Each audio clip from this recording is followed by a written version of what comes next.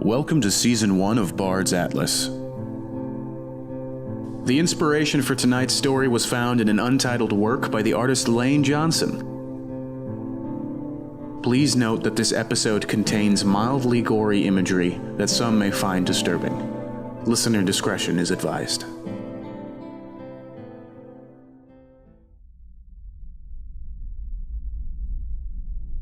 Incoming message. New database submission imminent. Bard designation. Eli. Log ID. Log 6606-03. Subject: When Demons Cry. Compiled. Begin submission.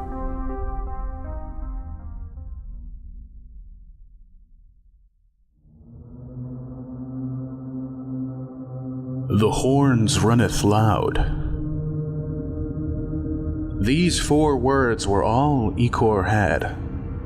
They roamed through his mind like thirsty cattle in a desert, no oasis of recognition with which to quench his thirst. He had no means to understand them, and yet the words meant everything to him. The words had made quite the journey on their way to him. The dying sailor he had come across was too wounded to speak when he had thrust the stone tablet into his hands months earlier, its carved surface coated in fresh blood. Ikor had spent many a night rereading them by the light of his campfires, the harshly carved lettering more spellbinding than the warm orange flames themselves. A sudden crack in the darkness gave Ikor pause. A careless step too far had he taken. Something had crunched beneath his heavy boots, giving away his position, giving away his arrival. He was frozen in the entry corridor, listening, waiting. The light of day behind him intruded in only so far. Standing against the day, his own shadow stretched tall across the broken stone floor to meet the shadows beyond. The hall ahead was drenched in black. The horns runneth loud. Ikor dared a step forward. Even amidst his anticipation of attack, the words drifted back into his mind, a fluttering insect he could not shake. Those words, those damn words. They had brought him all this way. Even now, the stone tablet rested in his satchel, draped around his shoulders, his only companion on this long road. There was meaning to those words, meaning that Ikor needed to uncover. Somehow, they held the secret to what had happened to these lands, what had happened to the king. Everything that had gone wrong with this once great empire, now turned to ash and rubble. Ikor took another step forward. A glint of something shone back at him from the darkness. A jewel of some kind? The metal of a weapon, perhaps. A suit of armor. This was once a fortress, after all. Now it resembled a crypt more than anything. Smelled like one, too. Sure enough, as Ikor lit his torch to guide his path forward, the decrepit body of some unrecognizable creature materialized from the dark up ahead, illuminated by his fire, lying limp on the ground. Crypt indeed. Rotted corpses were no stranger to him in this fallen empire. Though most of the king's subjects remained missing, he had found many of them dead, on the streets, killed long ago by some unknown gruesome force. But wait, on second glance, Ikor stopped and studied the dead mass that now lay before him. This corpse was twisted, blackened, and bloodied in a way he had never seen. And, he noticed with a jolt of adrenaline, it was fresh. He stared, trying to process what this meant. He looked around the walls for any sign of clarity, but only the decorative busts of faceless helmets returned his gaze, symbolic defenders of the royal family, a purpose rendered obsolete long ago with the disappearance of the king and his family. Ikor frowned at them. He then looked again at the corpse, trying to identify the kind of animal that would be responsible. but there were no noticeable bite marks, and no sign of meat removed. This was a kill, but it wasn't food. Ikor had barely taken another step to investigate further when he heard it. The lightest, most delicate, and most hair-raising sound to ever meet his ears, coming from just around the corner, up ahead. Sobbing. The faintest of sobbing. That is what he was hearing, no doubt. Not loud or sorrowful, but empty, hollow, inhuman. It continued for several seconds, followed by a moan, again quiet, delicate even, as if more noise would make the suffering greater. Ikor had heard animals in pain before. The whimper of a canine, the pleading bellow of an injured antelope. This was like nothing he had ever heard before. A voice, a distinguished voice, was making the sounds. But the breath was too low to be that of a person. The tremor of the voice was too pronounced to be that of a human-shaped mouth. The trilling, the slimy, scuttling texture of the noise. Ikor felt the hairs on the back of his neck standing up. As carefully as possible, he reached for his belt and grasped the hilt of his sword. He withdrew, slowly and steadily. The sobbing stopped instantly. It must have heard him drawing his sword despite his care. Gritting his teeth, Ikor controlled his breathing as he had been taught. He took another step forward, and then another. The silence that met him was deafening. Another step forward, another, and then he stopped. The horns runneth loud. There they were, right in front of him. The words he had followed all this way for so long. His eye had just been caught by another glint of light, and this time, he could now see where it was coming from. A grand silver shield hung on the wall at the end of the corridor, where the path itself turned left into the rest of the fortress. And there, crudely carved into the surface of the silver shield, the same 4 words he knew so well. Only this time, there were a few words more. The horns runneth loud, as king comes home. Ikor stared, hardly able to believe his luck. He had been right. The secrets behind the words were already beginning to reveal themselves in this forsaken tomb. He was just about to allow a soft smile of victory cross his face, when one of the letters suddenly seemed to wobble upon the surface of the shield, a distortion across the word itself. It took him a moment to register what his eye had actually seen. By the light of his own torch, the shield was reflecting the environment back to him, and something had just moved in the reflection. Ikor strained his eyes and held his torch high to get a better look.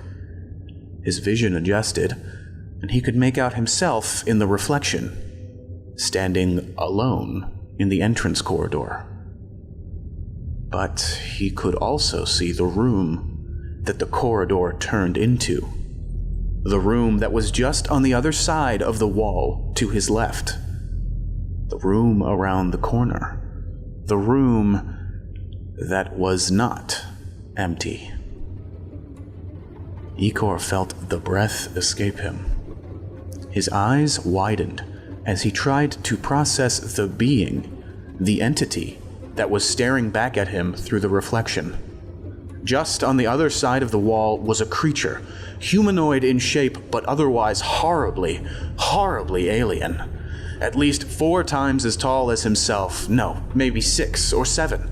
It was too hard to tell. The giant creature was squatting, its back against the wall, like a lowly beggar, huddled in the dark, craning its neck to peer at the source of torchlight coming from the corridor around the corner. A single shaft of daylight broke through the roof in that room, hitting the exposed back of the naked creature. There was just enough light for Ikor to make out diseased fissures of skin that broke away to reveal fractured muscle and bone beneath. And the face, shredded flesh stretched painfully around a large, sullen skull with sunken eye and nose sockets that were somehow blacker and emptier than the darkness this creature called home. There were no lips, no cheeks, no mouth of any kind, just a wide, jagged run of horrible teeth from one side of the head to the other, stained with blood. For the briefest of moments, the pair looked at each other in the reflection. And then, Ikor charged, sword held high. There was a scurrying of movement, and as Ikor rounded the corner, he was met with nothing more than an empty room. The creature, as big as it was, had vanished, without even much of a sound. Ikor waded further into the black, looking all around and above him. He stepped past the lone beam of sunlight, cracking through the high ceiling above, and ventured further, beyond, into the darkness. This was it. This was it. This creature must be responsible for the Empire's fall. Somehow, some way, the answers were here in this very room. "Appear, you wretched thing," he growled. "Appear to me now." He was answered not by any words, but by sobbing. Again, light and delicate. Ikor wheeled around and stepped back. His boots trod on something thick and mushy, but he didn't bother to look down. The noise had come from behind him. Or was it above him? The sobbing came again, but more distant. The creature had obviously retreated deeper into the fortress, away from him. Glancing around, Ikor found a pile of rubble and held his torch to it. The dry wood caught flame, and before long, the room erupted in orange light. Ikor looked around to see if he could find through where the creature had disappeared, but then his mouth fell open, and his sword lowered to his side in complete shock. For the room around him was now illuminated by the flickering firelight. Bodies. Bodies were hanging from the ceiling, identical to the one he had found in the corridor before, as if each one had been meticulously peeled and bent a certain way. Behind him were more bodies, haphazardly dumped together in a mountainous pile of rotting flesh that towered higher than even himself. And on the walls, everywhere on the walls, the same words. Always the same words. "The horns runneth loud as king comes home." Carved into the stone, Ikor realized with a jolt that it was the creature itself that had brought these words into existence over and over, all across the room, carved with its bare fingers, clawed into the rock until its nails must have bled dry. But there, in the center of the wall at the end of the room, was something different. The same line as elsewhere, but now followed by a completely new passage of text. Sentence after sentence, line after line. A poem. A complete message. Well, almost complete. A stone was missing from this wall, rendering the first sentence of the passage incomplete. "As king comes home" was all the line read.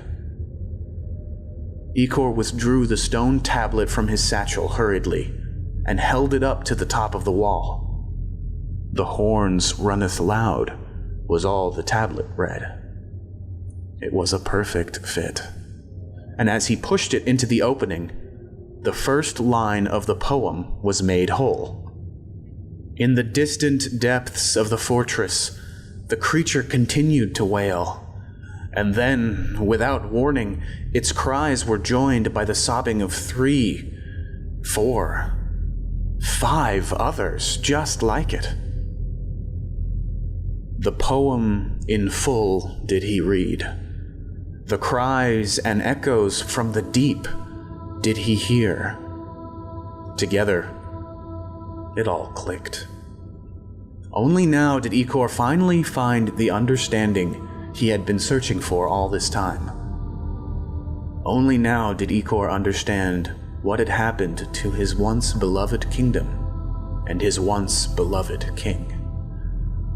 These creatures, these corpses, these words. The truth breathed into existence around him as if the dead corpses themselves were rising to tell their terrible, terrible tale. This fortress, a haven and home for the king and his family in the event of great calamity.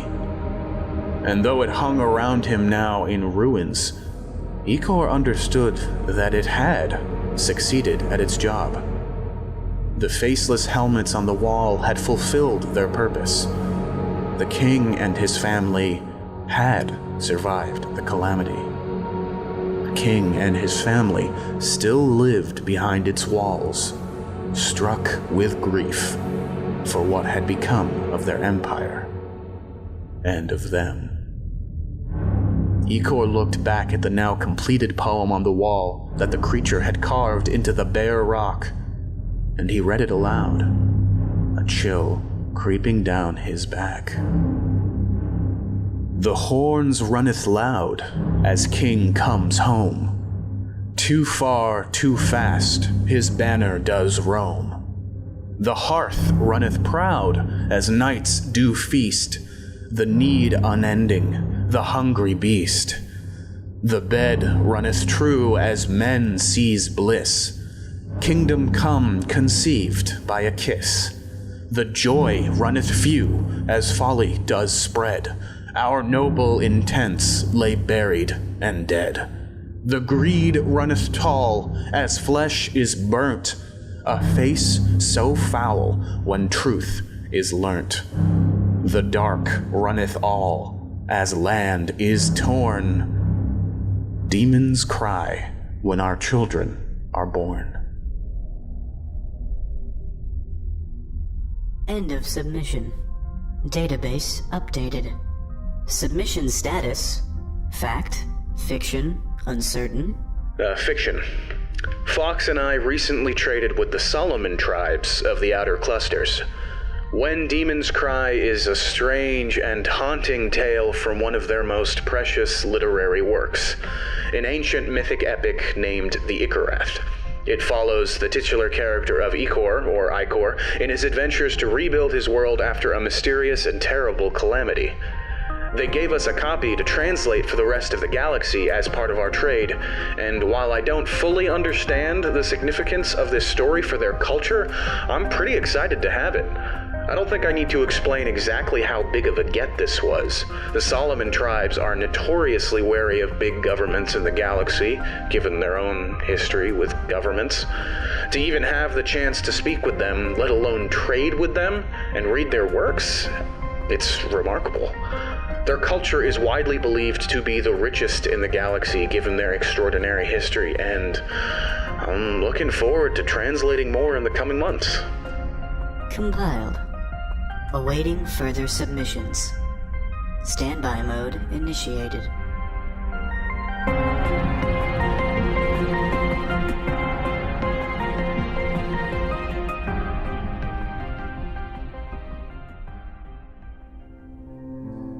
This is A.B. Narayan.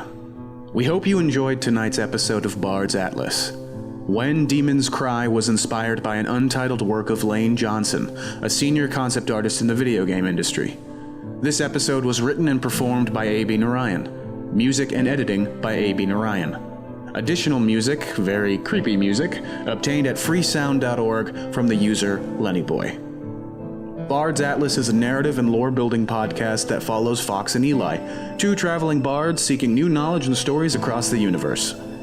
If you'd like to get in touch with us or submit a work of art to inspire a future episode, send an email to bardsatlas@gmail.com or find us on Facebook and Twitter. Don't forget to leave a comment and a rating on iTunes. It'll really help us out a lot. And as always, thank you so much for listening.